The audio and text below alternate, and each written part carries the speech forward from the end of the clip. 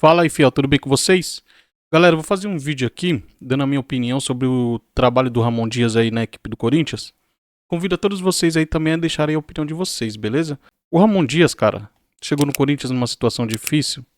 O Corinthians na zona do rebaixamento, não jogando nada, não ganhava de ninguém. Aí o Ramon Dias chega no Corinthians, implementa o trabalho dele e ele começa arrumando a zaga do Corinthians. E aí ele implanta um sistema, galera, que eu nem gosto, que é um sistema de 3 zagueiros. Mas vamos confessar, vamos ser justos.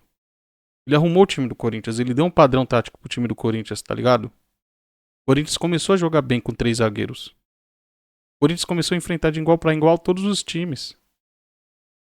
Ele chegou na 14ª rodada, já pegou o Criciúma, ganhou em casa, enfrentou o Bahia fora de casa, conseguiu uma vitória onde poucas pessoas acreditavam e jogando bem. Começou a enfrentar equipes melhores do que ele, desempenhando um bom futebol. Jogou melhor do que o Atlético Mineiro lá em Minas. O resultado não veio. Jogou melhor do que o Fortaleza. O resultado não veio também. Então ali naquele momento ele tinha achado o padrão tático do Corinthians. Ele tinha achado o esquema ideal para esse time do Corinthians, tá ligado? O que faltava pro Corinthians era fazer gol. Aí ele vem, arruma outro problema do Corinthians também. Começou a arrumar a posição do Romero, a posição do Yuri Alberto. Tirou o Yuri Alberto de referência do ataque.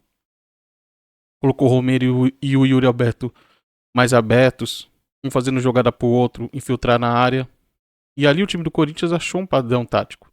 O Corinthians começou a ganhar jogos que a gente não achava que iriam ganhar. Os 2 jogos contra o Fortaleza, começou a jogar de igual para igual contra outros times, jogou bem contra o Botafogo fora de casa. Então assim, o Ramon deu um padrão tático? Deu. Achou a equipe do Corinthians? Deu. E aí ele começou a receber reforços, outros jogadores, e começou a mexer na porra do esquema tático que ele tinha achado. Ah, mas então ele mexeu, achou um esquema tático com 3 zagueiros e não pode testar? Claro que pode. Tem jogos que podem. Eu vou aqui falar quais jogos que ele poderia ter testado. Eu vou falar quais jogos que o Corinthians deixou de conquistar pontos e vitórias por culpa do Ramon Dias. Aí vamos lá. Depois que ele achou então o esquema do Corinthians com 3 zagueiros, carro mais solto, sem tanta obrigação de voltar para marcar, para só armar jogada. Aí o time vinha bem, consistente, jogando bem as partidas. Aí ele começa a inventar.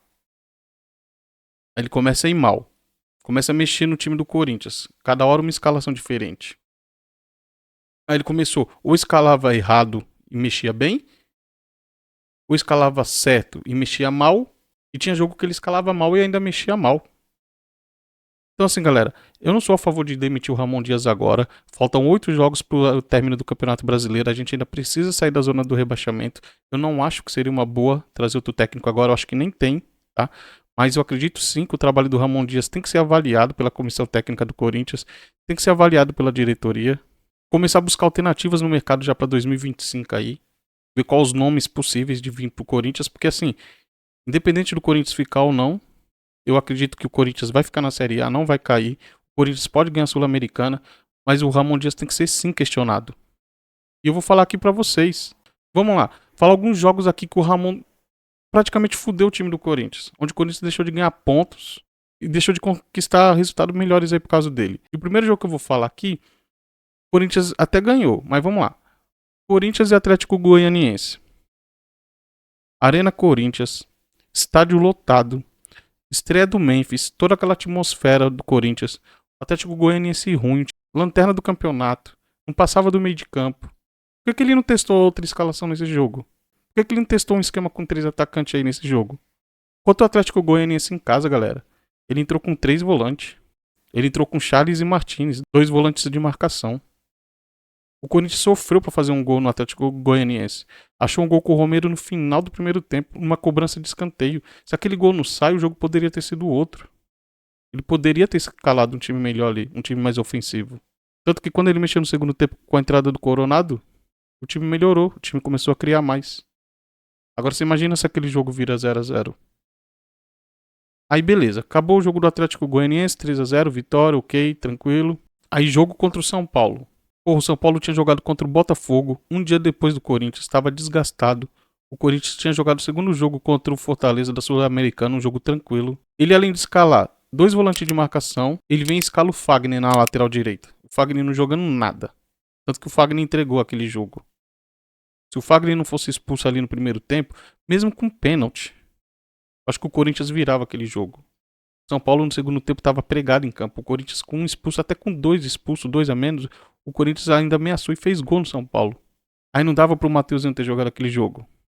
Ia quebrar o Mateuzinho. O Mateuzinho não ia conseguir jogar o resto da temporada. Dois volantes novamente de marcação. O time do São Paulo cansado. Ele não podia fazer um meio de campo ali com o Carrilho. Ter colocado um time melhor ali para fazer o São Paulo correr mais atrás da bola e cansar mais rápido no jogo. Beleza, vamos lá. Ponho essa na conta do Ramon também. E do Fagner, claro. Não tô tirando aqui a responsabilidade do Fagner. Mas quem escalou a porra do Fagner?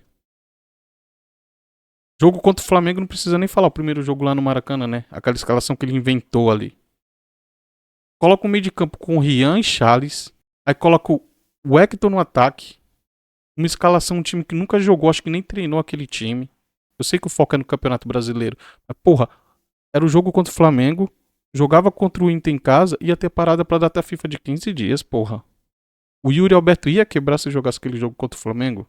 O Mateuzinho ia quebrar.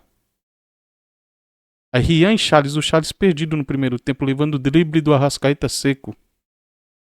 O Rian e o Charles toda hora levando o drible. Aí ele não podia mexer no primeiro tempo. Ele não podia ter entrado com o Carrilho. É 5 substituição, galera. Não estamos mais em 3. Mexe na porra do time no primeiro tempo. Você tem uma ideia de jogo, você tem uma ideia de escalação. Entrou, tá vendo que não tá dando certo, tá tomando sufoco, já tomou 1-0, o adversário tá em cima, tá pressionando, tá sem saída de bola. Mexe no primeiro tempo, velho. Jogo contra o Inter aqui em casa. Ali eu achei que ele entrou com a escalação certa, com a formação correta, o melhor do que o Corinthians tinha para aquele jogo. Carrilho no meio de campo, depois ele abriu o Carrilho na ponta direita. Memphis e Yuri jogando muito. A Corinthians fez o gol, recuou, tomou um empate, depois só deu o Corinthians. Cara, até gravei no vídeo pós-jogo lá. O que o Corinthians fez contra o Inter. O Corinthians amassou o Inter, encurralou o Inter, o que nenhum time no Campeonato Brasileiro fez contra o Inter. O Corinthians podia ter feito 3, 4. Aí no final do time, ele além de mexer, ele mexeu muito e colocou todo mundo ruim.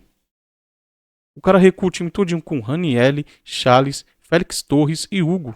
Os mesmos jogadores que deixaram o Corinthians nessa situação de zona do rebaixamento, tá ligado? Qual era o time do Corinthians na zona do rebaixamento? Qual era o time do Corinthians antes das contratações? O Hugo era lateral esquerdo, o Ranieri era titular, o Félix Torres era titular. Aí ele colocou tudo de uma vez. Aí vem a porra do Inter e empatou o jogo, tá ligado? 2 pontos na culpa dele. Agora esse último jogo contra o Flamengo, galera. Ele me tira o Carrilho, que é o melhor jogador do Corinthians nos últimos jogos. Aí ele entra com uma formação com 3 atacantes, mas aí ele empurra o Yuri Alberto pra ser a referência do ataque, onde o Yuri Alberto não rendeu nada o ano todo assim. Quando ele tirou o Yuri Alberto dessa posição, é que o Yuri tava rendendo alguma coisa, fazendo gols, assistências, jogadas, arranques. Aí ele coloca o cara pra ficar de costa pros zagueiros de novo, no meio de 3 zagueiros do Flamengo com uma linha de 5. Beleza. Tentou entrar com 3 atacantes, viu que não tava dando bom. Bruno Henrique foi expulso. O Felipe Luiz tira o Gabigol. O Flamengo ficou sem atacante, ficou sem jogador de referência, ficou sem jogador de velocidade. O plano do Felipe Luiz era dominar o meio de campo do Corinthians ali e conseguiu. Porque o técnico do Corinthians não soube fazer a leitura. E o Ramon não conseguiu entender o jogo.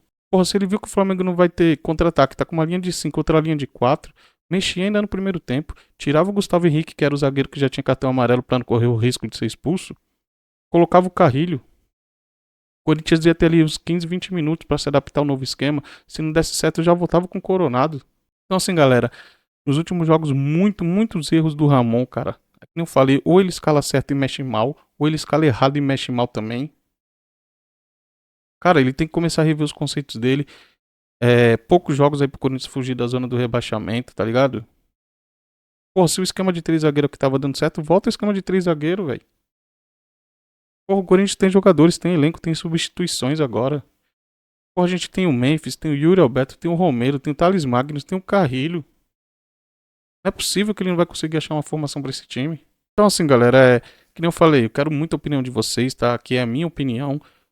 Cara, quero que vocês deixem a opinião de vocês aqui no comentário. Vamos fazer um debate aí da hora, um debate saudável, beleza? E assim, demitir ele, não demitiria. Que nem algumas pessoas falam do Tite, alguns jornalistas, né? Falam do Tite. Não, esquece, eu não queria o Tite no Corinthians nunca mais. Nunca mais mesmo. Primeiro, porque ele não tá bem. Segundo, porque há muito tempo que ele não faz um bom trabalho. E terceiro, pelo que ele fez, a ingratidão que ele fez com o Corinthians, beleza? Mas assim, se eu fosse a diretoria do Corinthians, sim, eu começaria a abrir o olho no mercado aí. Começaria a procurar opções, sim, para no fim do ano sentar com o Ramon Dias e avaliar o trabalho dele. Independente do que aconteça daqui para frente. Que o Corinthians vinha jogando bem e de repente o Corinthians vem caindo por falhas do Ramon Dias e do seu filho Emiliano. Mas é isso, galera. Então, conto com o apoio de vocês. Lembrando que o canal aqui é novo.